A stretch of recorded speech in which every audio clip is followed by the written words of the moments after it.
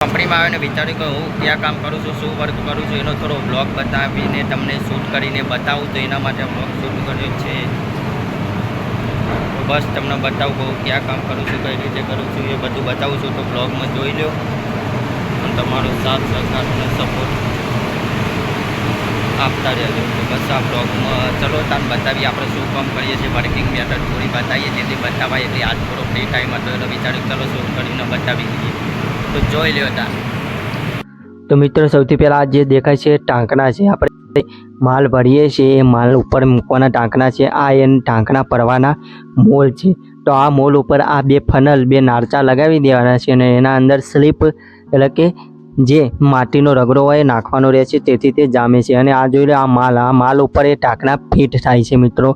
તો એના માટે ટાંકણા અને માલ બંને વસ્તુ બનાવવાની હોય છે। તો આ જોઈ શકો છો આ બોટમ છે અને બોટમ આ મોલ આના અંદર ફિટ કરવાની હોય છે। પછી આ નારચા લગાવીને તેને પણ માટીનો રગડો એટલે કે સ્લીપ વડે તેને પણ ભરવાનો હોય છે। તે જામી જાય એટલે તેને વધારાની સ્લીપ બહાર કાઢીને તેનું લોડિંગ કરવામાં આવે છે અને પછી માલ કાઢવામાં આવે છે।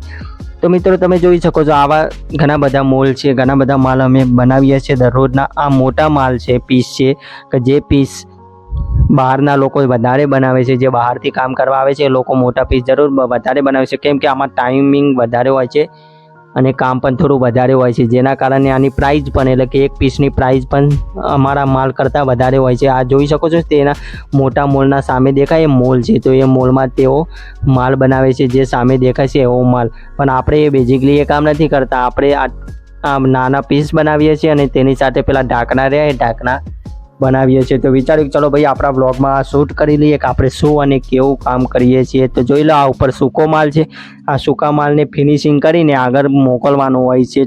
જે થોડો ઘણો કચરો કે ખાડા કે એવું રહી ગયું હોય તો એને ફિનિશિંગ કરીને સારો બનાવીને આગળ મોકલવાનો હોય છે। આ ઢાંકણા જોઈ લો કેટલા બધા ઢાંકણા દરરોજના, એટલે કે અમે 60+ મોલ ભરીએ છીએ અને 60+ ઢાંકણા અને 60+ આવા માલ બનાવીએ છીએ દરરોજના।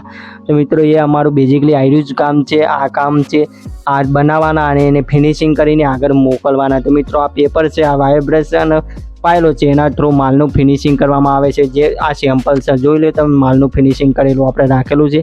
આ સેટ એન્ડ સુધી દેખાય એ બધી આપણી જ ચીજ છે, એટલે કે આપણે એમાં જ વર્ક કરીએ છીએ। જોઈ લો આ ઘણા બધા મોલ છે અને આ સાઈડ પણ લાઈન છે। તો હવે જોઈ લો મિત્રો આપણા બેઝિકલી આ માલ બનાવીએ છીએ, માલ બનાવવાનો સીન નથી દેખાતો પણ જે આપણે ત્યાં કામ કરી રહ્યા છે તમે જોઈ શકો છો, ત્યાં એના ઉપર માલ બનાવીએ છીએ અને માલ ફિનિશિંગ કરીને ગાડીમાં મૂકીએ છીએ અને પછી તેની પોલિશ મારીને આગળ મોકલવાનું હોય છે બેઝિકલી। તો મિત્રો જ્યારે આપણે માલ બનાવીને પોલિશ મારીને કમ્પ્લીટ તૈયાર કરી દઈએ છીએ ત્યારે માલ કેવો દેખાય છે તો ચલો એનો થોડો સીન તમને બતાવી દઈએ। આ ગાડી તૈયાર થઈ જશે, આ ફિનિશિંગ કરીને માલ મૂકી દીધો છે, આગળ જવા તૈયાર છે। આ બધો ફિનિશિંગ કરેલો માલ પડ્યો છે એ ગાડીઓમાં ભરીને આગળ મૂકવાનો છે। બેઝિકલી આ મોટો માલ છે અને આ કામ કરી રહ્યા છે। તો મિત્રો બ્લોગ કેવો લાગે, જો અમારા બ્લોગ તમને સારા લાગતા હોય તો યાર અમારી ચેનલના લાઈવ સબસ્ક્રાઈબ અને શેર કરો, જેથી અમને મોટિવેશન મળે આવા નવા બ્લોગ બનાવવાનું।